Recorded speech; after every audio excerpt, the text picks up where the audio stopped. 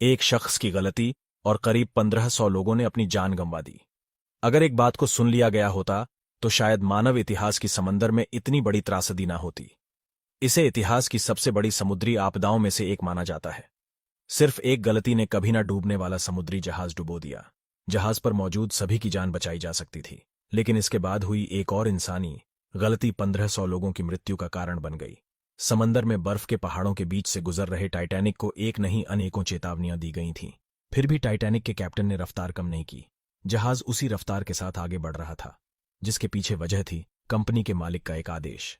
10 अप्रैल 1912 को इंग्लैंड के साउथहैम्पटन से न्यूयॉर्क के लिए अपने सफर पर निकला।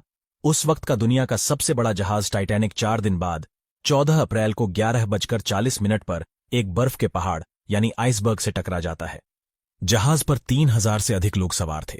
आइसबर्ग से टकराने के बाद जहाज को डूबने में 3 घंटे भी नहीं लगते हैं और अनसिंकबल यानी कभी ना डूबने वाला जहाज पानी में डूब जाता है। जिस पानी में टाइटैनिक डूबा उसका तापमान इतना कम था कि महज 15 मिनट के भीतर इंसान की हड्डी गल जाती।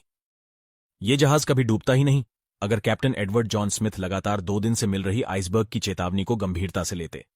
14 अप्रैल को आइसबर्ग की 7 चेतावनी मिलती है, लेकिन कैप्टन और उनके क्रू इन चेतावनियों को नजरअंदाज करते हैं और जहाज रफ्तार के साथ आगे बढ़ता है। धीरे धीरे दिन ढला और शाम हो गई। इस दिन चांद नहीं निकलता है। ऐसे में दूर तक देख पाना और मुश्किल हो जाता है। 11:39 पर सामने एक बड़ा आइसबर्ग नजर आता है। जहाज को तुरंत दूसरी दिशा में मोड़ने के निर्देश दिए जाते हैं, पर काफी देर हो चुकी थी। आगे का हिस्सा आइसबर्ग से टकराकर क्षतिग्रस्त होता है और जहाज में पानी भरना शुरू हो जाता है। लोगों को लाइफ बोट के जरिए जहाज से नीचे उतारा जाता है। महिलाओं और बच्चों को प्राथमिकता दी जाती है, लेकिन जहाज पर सिर्फ 20 लाइफ बोट ही मौजूद थी, जिनसे सिर्फ 700 लोगों को ही बचाया जा सका। टाइटैनिक से सिर्फ 35 किलोमीटर की दूरी पर एसएस कैलिफोर्निया जहाज मौजूद था। टाइटैनिक को आखिरी मैसेज इसी जहाज से मिला था, जिसमें कहा गया था कि सावधान रहना, यहां कई आइसबर्ग मौजूद हैं।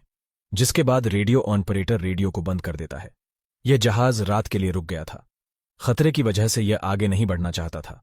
रेडियो सिग्नल बंद था, जिसकी वजह से टाइटैनिक के डूबने का मैसेज इस जहाज तक नहीं पहुंचा। टाइटैनिक में मौजूद लोग इस जहाज को देख पा रहे थे। टाइटैनिक से रॉकेट चलाए जाते हैं ताकि आसपास मौजूद जहाज की नजर पड़े और बचाने के लिए आ जाएं। एसएस कैलिफोर्निया पर मौजूद लोगों ने इन रॉकेट को देखा और कैप्टन लॉर्ड को बताया, लेकिन कैप्टन ने यह कहकर उनकी बात को नजरअंदाज कर दिया कि अमीर लोग टाइटैनिक पर जा रहे हैं, वे पार्टी कर रहे होंगे। सुबह जब रेडियो ऑन होता और सिग्नल मिलते हैं तो ये जहाज वहां पहुंचता है जहां सिर्फ टाइटैनिक के डूबने के निशान रह गए थे।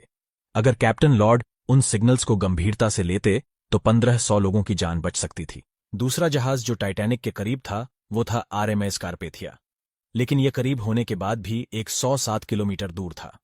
टाइटैनिक से सिग्नल मिलते ही ये जहाज टाइटैनिक पर मौजूद लोगों को बचाने के लिए निकल पड़ता है, लेकिन इसे पहुंचने में 3 घंटे से अधिक समय लगता है और तब तक टाइटैनिक डूब चुका था।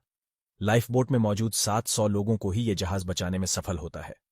टाइटैनिक के कंपनी के मालिक चाहते थे कि दुनिया का सबसे बड़ा जहाज बेहद कम समय में न्यूयॉर्क पहुंचने का रिकॉर्ड बनाए, इसलिए जहाज की रफ्तार कम नहीं की गई थी। साथ ही कैप्टन एडवर्ड स्मिथ का जहाज का कभी न डूबने पर भरोसा ही टाइटैनिक के डूबने की वजह बन गया।